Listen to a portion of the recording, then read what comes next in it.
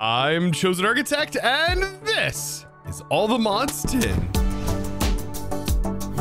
Now, over the last few episodes, we've essentially dived into mining, getting all kinds of resources up and running, and also localizing our storage and getting a little bit of processing done. But there's actually been a few things I've missed along the way. Things that I would deem to be pretty darn helpful. For example, the balloon on a stick. Did you know that if you have Zycraft in here, the balloon on the stick has got to be one of the best ways to sort of move around your base, allowing you to have like this portable early game flight. And yes, it is a balloon on a stick tied to a lead. And I don't ask me how it works, but it is. Soren's hilarious for this. And yeah, we can basically go under our base and all that fun stuff. Fly around, helps us get into really tight spaces. But if you go too far, yeah, well, that is one of the downsides. But it is a really nice sort of localized flight, which I think is helpful when placing pipes and all kinds of other functional things. Believe me, I will be using this quite a bit. But outside of this, some other things I missed when doing our processing of our ores was that, yeah, this is all the mods, and there is a hammer in all the mods that actually makes ore duplication pretty straightforward. We just simply need to make a hammer, and we can take any of our raw iron or raw ore, and we can double it very easily by doing this. And we also basically, we could use this to make steel, right? It does take some durability. So yeah, if you have an iron farm, this is going to be great. And speaking of iron farm, that's another thing that I have yet to set up. But look at this steel recipe, by the way. This makes getting steel early game pretty easy. I think it's just the steel dust, right? Yeah, just some coal, some iron dust, and voila, we have steel. And these things have been in all the mods packs for quite a while. So these are things that you may or may not know, but if you're a first time player, welcome, by the way, and I'm glad you made it this far through the series. But yeah, you can actually make steel this way, making it a whole lot easier than, for example, getting into mechanism or many other options. Now, speaking of an iron farm, this is going to help us get started with an iron farm. So we do have the Easy Villagers mod in here. And so up top, I have a carrot farmer. This is a farmer block. And then leading directly down into that is a villager breeder from Easy Villagers with 2 villagers placed inside. Then that leads into an incubator, which will then turn the baby villagers faster into adults, and they'll all end up in this barrel. And I'm going to need adult villagers whenever we make the Easy Villagers farm for iron. And that will just supply us with a constant supply of poppies and also iron. So no need to make your standard vanilla iron farm. Yes, they're pretty easy to make, but it's way easier to get the Easy Villagers ones up and running, trust me. Oh, and believe me, we're gonna need a ton of iron, right? Moving forward, because so many mods utilize iron, redstone, and gold as their main components. And so now last episode, I promised you guys tech, but I didn't exactly specify what mod I was gonna be using for tech. And that means we're also going to need to dive into power. And I was thinking there's a lot of options, and I've covered a lot of mechanism, and we'll, yes, dive into mechanism in this pack. But I think for an early starting mod, believe it or not, EnderIO might be one of the best. Now, whoa. Hear me out. The reason I say it's the best is because the generator, the Sterling generator, if you've looted, is actually really good. And yes, I know you're probably screaming at me that the wind generators from Mechanism are definitely great, and I will admit they are fantastic. But I am getting kind of bored of them because I end up using them a lot in just about every mod pack nowadays. And like I said, with EnderIO, if you've looted any, you may have these capacitors. And that base modifier that is on here, the higher the number, the more power that the Sterling generator will produce. And the Sterling generator is not too bad to get, especially if you've looted some dark steel. Now, there's still one more thing that we need to overcome, and that's Grains of Infinity. Now, to get Grains of Infinity, we can automate it with Zycraft, and this is where the extractor plays a pivotal role, honestly, in this pack and just a lot of things moving forward in this pack. But this can basically be used to infinitely generate it. But we have to get it in the first place. And that's where the good old-fashioned method of just simply lighting bedrock on fire is going to work. Now, we could also use regular deep slate, not cobble deep slate, but regular deep slate.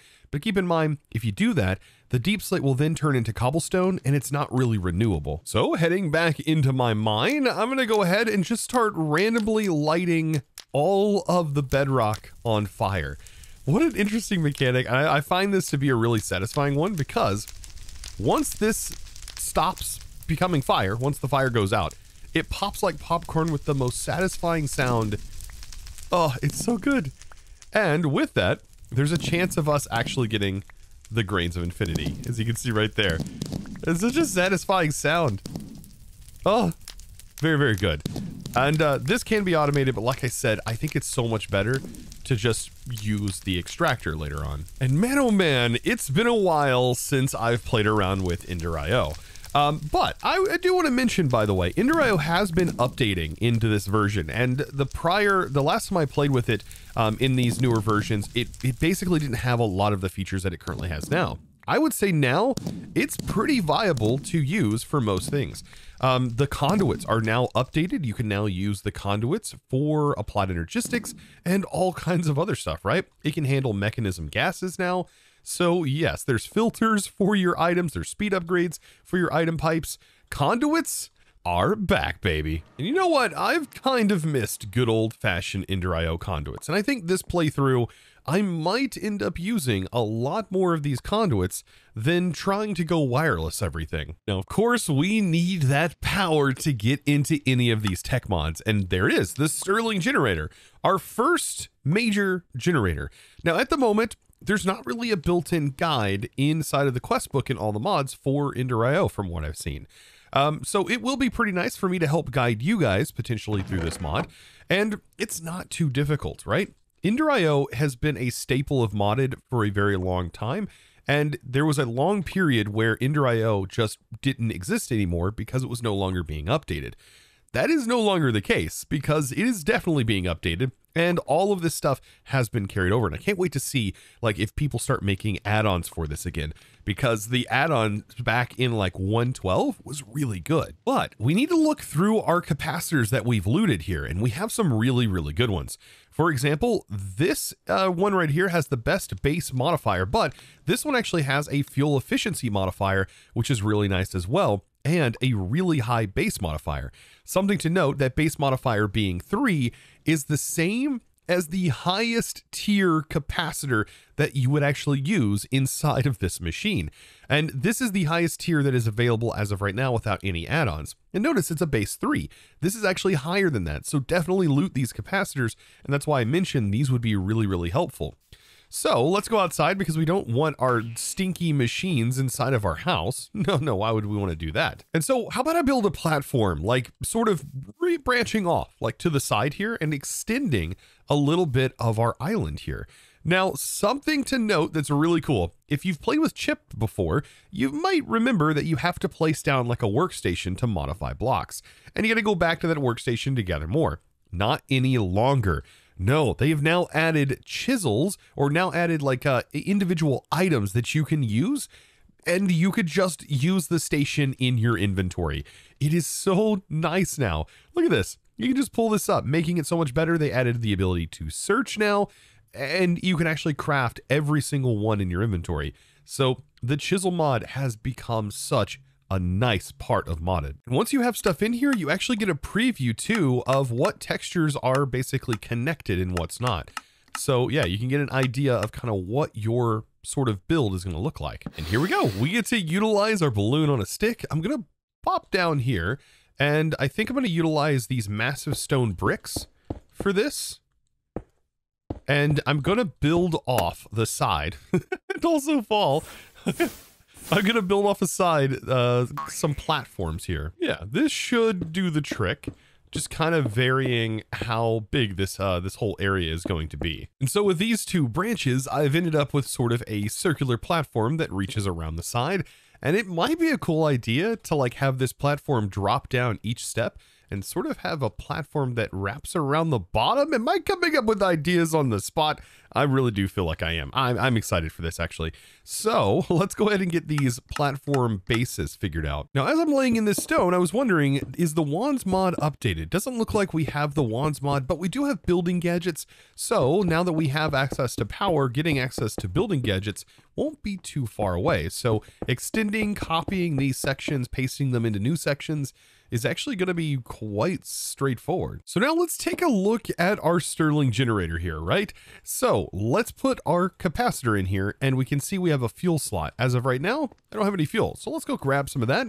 And basic fuel can be coal. And I think we can also use lava buckets, which is going to play a pivotal role, I think, in the future of the power gen early on. So for right now, this goes in and we really can't see how much energy is actually being generated at this current rate. It doesn't tell us right here. But going off of old wikis, we should be generating more than 120 RF per tick from this one generator, believe it or not. So with that base modifier going up a little bit higher, that should be the case. And I think this generator can produce up to, I think, 240, depending on how high that base modifier is. Now, from one coal, we end up producing about 115,000 FE. It does say UI, but there's a bunch of different naming conventions for regular power, forge energy, also referred to as FE, in this pack. And you can see just one coal produced 115,000 of it. That's actually quite a bit for just a single piece of coal. But something I wanted to try out, can we supply this with a bucket of lava? Well, let's go ahead and make a basic fluid tank from Mechanism. This is very, very handy, by the way, because you can hold shift and you can scroll wheel and you can put it into bucket mode. So it's essentially a bucket or a 32 capacity bucket, essentially. And I want to take this bucket down to ground level because I did find some lava that was just right over here. So I kind of want to check on my villagers. Hey, look, we already have a single villager in here ready to go. That's been produced. Very nice. And there's 2 babies waiting along the line. So here it is. It was just on the top there of that mountain whenever I was mining for a little bit of iron. And here we go. So pop down here and I can right click this to collect lava from this pool. And it's just so nice that we can just fill this entire tank with lava this way. Now just be careful when you place it down to switch it back out of bucket mode, so that way, yeah, we could use an actual bucket on it. So let's place that in here. Okay, and so something to note that this fuel slot cannot accept a lava bucket. So it will only burn off of burnable materials. So that's some interesting things to note about at least that power there. There might be a way for us to, for example, use these lava buckets in some generators down the road. These generators do not produce a lot of FE, but it does look like if we upgrade, for example, our furnaces here, we can get all the way up to 256. Oh man, it actually might be beneficial for us to potentially go this route. Wow, can an emerald generator really generate that much? Oh yeah, we'll definitely come back to that generator here in the future. So let's dive a little bit deeper into EnderIO, right? So EnderIO has a couple of other machines that we're going to need to kind of use to sort of progress and make other components.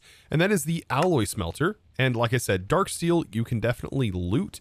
That way you don't have to go through the very basic primitive alloy smelter. So I have a bunch of that. And then we're going to also make the sag mill. That is going to be the other machine that, in my opinion, is definitely worth making. And so directly next to our Stirling generator here, bam, get those placed in. And they're not going to work, by the way, until we have a capacitor in the slot. Oh, and is this like our first? Oh, wow. Okay, so I guess the Stirling generator has not been updated yet, but this is like an example of the future here.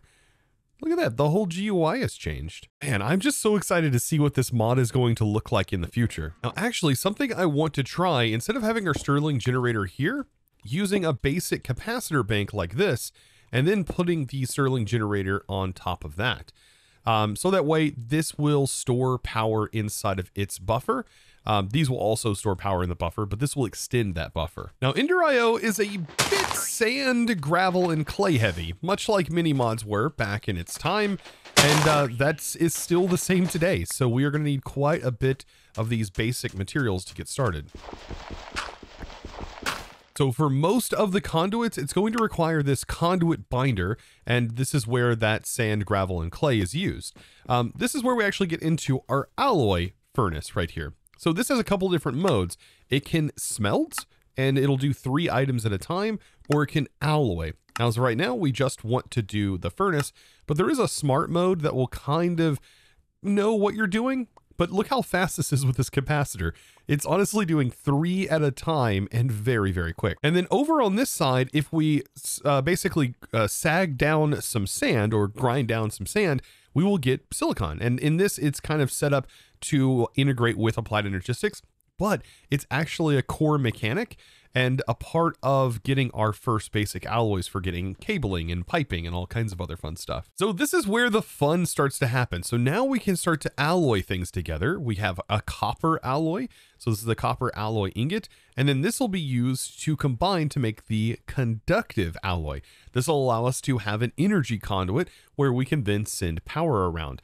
And this means that we could get into another type of generator to help sustain these while they're running constantly. So let's go ahead and make that conductive alloy. So we'll just toss this in, and then that's going to start getting produced. And for 3, we get 8 of these energy conduits. Now, there's another type of conduit within EnderIO that is really nice, and that is the item conduit, of course.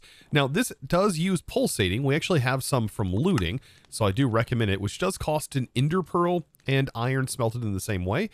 But if I go ahead and I just grab a few of the nuggets, we can get ourselves some item pipes. Very, very handy. And the cool part about EnderIO, and this is like one of the big foundations of this mod, is the fact that we can have these power conduits, right, that are running the power to these machines. And then we can also have this, right, where we have multiple cables in the same block space. And on top of that, it's all 100% configurable. So we have insert and extract on here. We also have different redstone configuration modes. And then on the item pipe, we have individual channels and everything. So they have conduit channels that are based on colors. And if you're colorblind, there's different identifiers that are inside of the actual colors themselves. Which is really handy. And so that means that we can have, for example, a brown channel that is over here on the insert. And that means any of the green extracts won't actually go into that brown channel. Instead, it would wait until there was an extract that had a brown channel associated with it on the same channel line, allowing for some really nice logistics. And another little nifty thing is by default, you don't have to worry about placing your cable and having them automatically start routing items around, even though the extract is automatically on. And that's because by default, the insert is not on. So you can see right here, I'll place both of these. The extract is turned on, but you won't have any items routing around until you click this button. So right now we don't have anywhere to send items, but if we did, we'd place that in. And then this also has automatic round robin. And now these 2 slots down here are going to be for filters. So you have these basic filters and advanced filters. And then you also have another slot for a speed upgrade. And from here, you can see there are different tiers of speed upgrades. So we could set all of this up and just run everything off of a couple of barrels if we really wanted to. So I could have an input barrel right here that also then sends the items back into here, routing from the back. I could also use the GUI within the machine itself to, for example, say pull and push, because these machines, by the way, will auto push pull, and they will also do send and receive from the same inventory. Pretty darn cool. And then also when you're trying to break a pipe, just look at the one that you want to break, and you can see I was just able to extract my item conduit. Man, sometimes it feels good with the classic stuff just still shining today. Okay, so we have processing, we have some alloying, and we also have some cool crushing, but where's the true power reside early game for EnderIO? With that, I want to introduce you to the Enchanter. This has got to be one of the most powerful early game devices that you can make. And the reason being is because you can create enchanted books just using some basic resources. And that includes one of the most powerful enchants known to man, Fortune. And what's this going to cost you?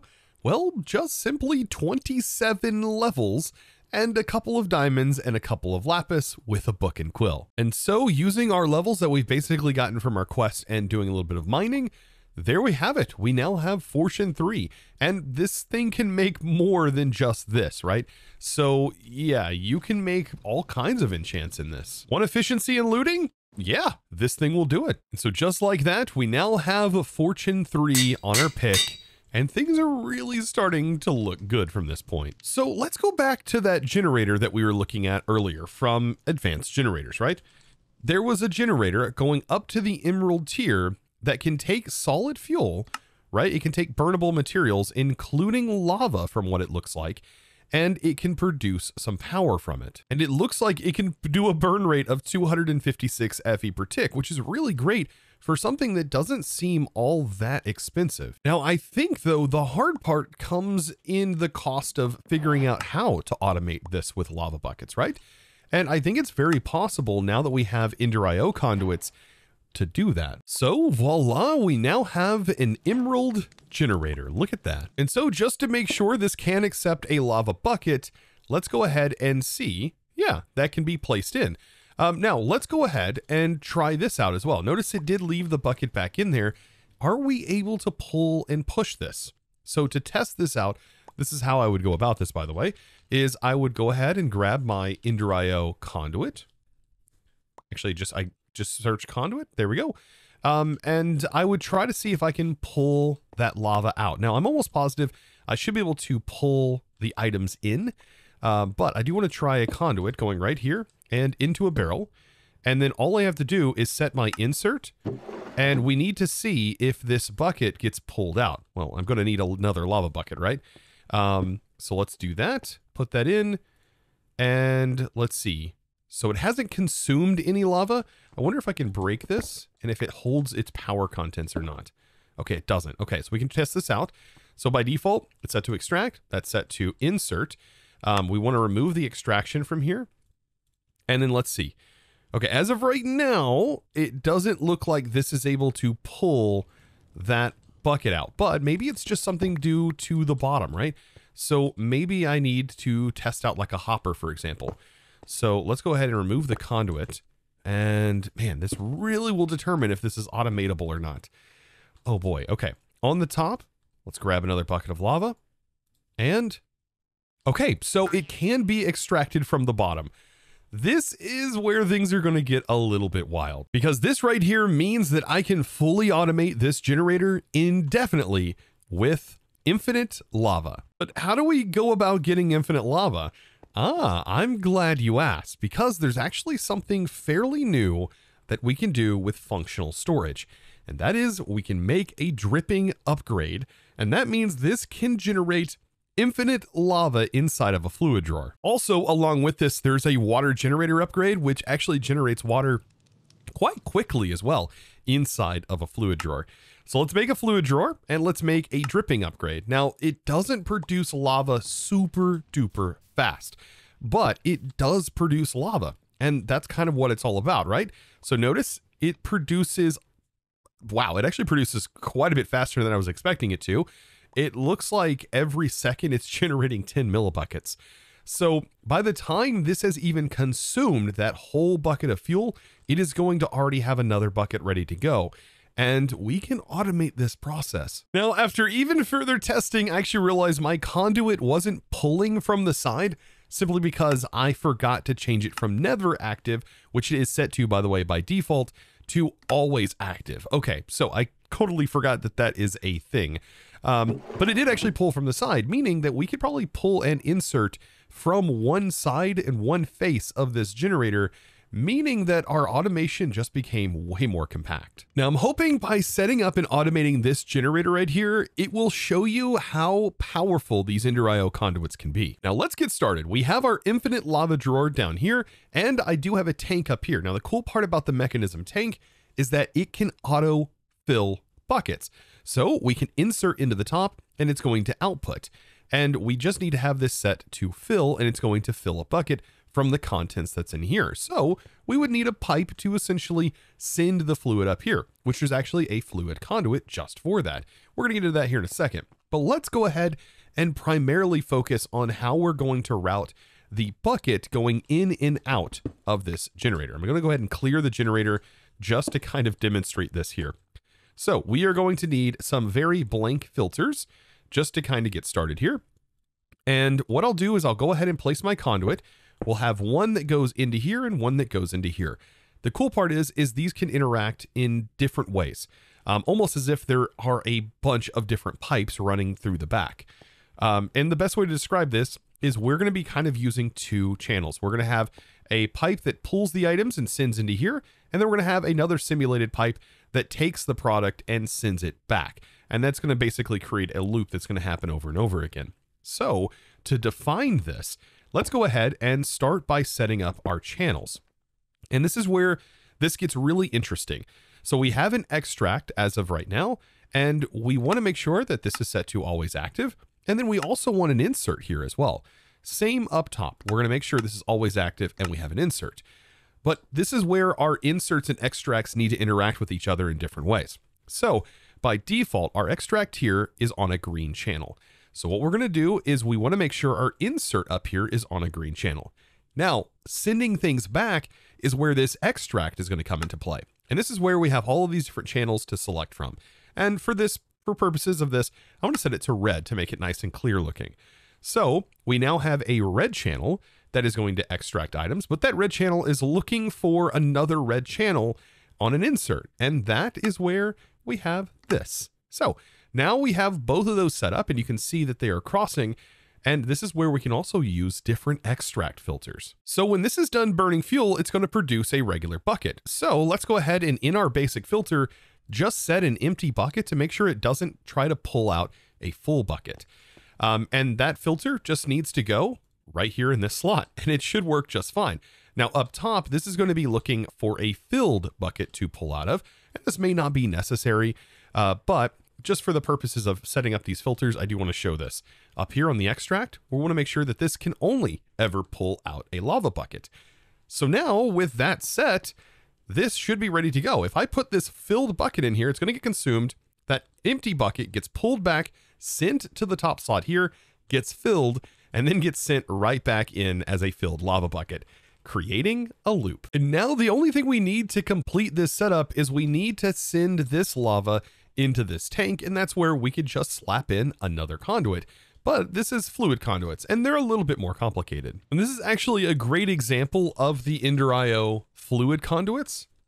And that is because we're trying to send fluid up, right? Up to that tank. Well, if you're trying to send fluid up, the basic fluid conduits are not going to work. You actually have to use at least pressurized fluid conduits in order to send fluids up. So yeah, rule of thumb, the basic fluid conduits can send fluids routing down or on the same level, but the pressurized are actually what you need to take items or take fluids up. And this is going to need something that is called fused quartz, I do believe, to be able to make the pressurized version of the conduit. And this would typically require me to go to the nether, but we do have blocks of quartz that I actually found in buildings, so I don't exactly need it, right? I did get quartz blocks from villager buildings. So yeah, that makes this a whole lot easier, right?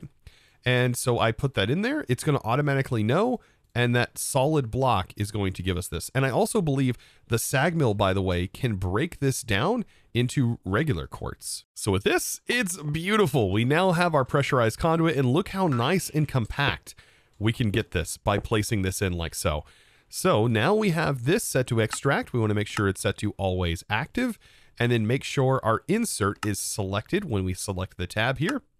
And voila, that is going to start filling up. And with this, I have created a tileable generator solution for early game. So this is going to be the start of our power generation. And I tell you what, I think that this is probably one of the best early game methods of generating this energy. But of course, if you have better ways, let me know in the comments below. I would really appreciate it. And it also helps others in the community like kind of collaborate together and find new and interesting ways of getting started in packs like these. And guys, if you did enjoy today's video and you learned something new, be sure to click that subscribe button and also give this video a huge thumbs up. And of course, with that being said, it's now time to thank the amazing supporter of today's episode. And that amazing thanks is going to go out to Wolfie. Thank you so much for your amazing support. And of course, choosing to support me over on the Discord by becoming a Discord premium member and supporting in one of the best ways possible. Guys, I look forward to seeing you, of course, in the next episode. And as always, thanks for watching.